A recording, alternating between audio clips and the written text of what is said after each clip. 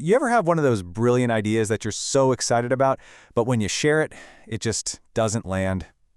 Crickets. Well, today, we're going to dig into a story about a visionary elephant who learned a huge lesson. Having a big vision is great, but adapting it for your audience, that's the real game changer. So let me introduce you to Fonty. He's the founder of a company called Mammoth Visions, and he is a master at seeing the future for businesses. And he's got this proven method, right? It's all built around a really powerful metaphor that's super personal to him. But here's the twist. Fonty gets invited to speak at the Tiny Titans trade fair, and his audience, well, it's not the usual boardroom executives. Nope. He's presenting to critterpreneurs. We're talking mice, squirrels, hedgehogs, and all of a sudden, his famous big picture view might just be a little too big. And this, right here, is where we get to the heart of the problem. A mammoth mismatch. It's a perfect example of how what works for one group can be completely, totally lost on another. Okay, so Fonty's whole thing is this concept he calls the elephant in the window. See, he's a window-washing elephant, so he explains business vision from way up high, looking down. He sees the whole city's skyline, how all the buildings connect, the flow of traffic, and for humans who work in skyscrapers, it just clicks. They get it instantly. But this is where it all falls apart. Look at this comparison. For Fonty, it's all about skyscrapers.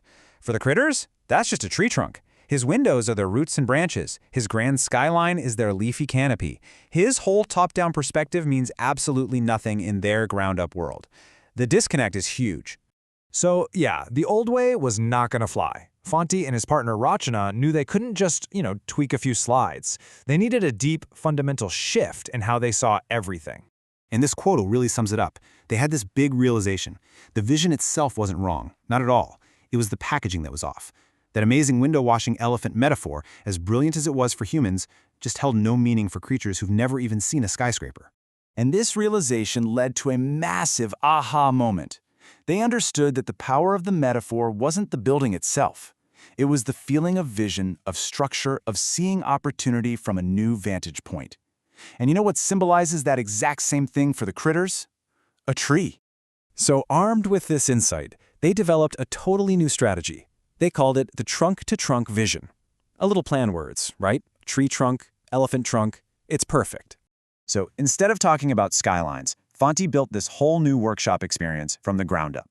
First, they got rooted in purpose, really digging into their core values. Then they started branching out, mapping out all their growth opportunities. And finally, they looked up to their big picture canopy, their ultimate long-term vision. He didn't just tweak his idea, he translated it into their language, their world. Fonty's whole experience gives us 3 incredibly valuable lessons, some tuskful takeaways, if you will, on how we can all be much, much better communicators. Okay, so the very first principle is all about how we think about our metaphors. This is so crucial. Fonty realized that because the meaning was the same, critters see trees as places of vision, just like he sees skyscrapers, he could swap the metaphor. And by shifting from skyscraper windows to tree trunks, the core idea wasn't just saved, it actually became deeper and more resonant for his new audience. So here's the big takeaway for all of us. If your message is truly rooted in something authentic and true, you can change the packaging, you can adapt the story to fit any audience, and you won't lose an ounce of integrity. All right, on to the second principle. And this is one that I think gets overlooked all the time. I mean, it sounds so simple, right? But it's profound. Fonty sees the world from above. The critters see it from below. They're looking at the same basic structures, tall things that reach for the sky. But those things hold completely different meanings depending on your perspective. So, for any leader or communicator out there, the job isn't to change reality. It's to take a moment and genuinely try to understand how your audience actually experiences the landscape you're trying to describe to them. And this brings us to the final, and maybe most powerful takeaway from Fonty's story. We often have this fear that if we change our core idea to fit a new context, we're watering it down, we're weakening it. But Fonty's journey proves the exact opposite is true. By translating his concept, he didn't make it weaker. He expanded its reach and made it stronger. So the lesson here is that the best, most resilient ideas, they're not rigid and brittle.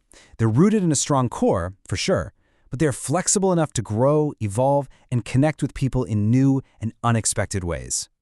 So as we wrap up, I want to leave you with this question to really think about. When you're sharing your big vision, your brilliant idea, whose world are you forgetting to see? because the answer to that question might just be the key to finally being heard.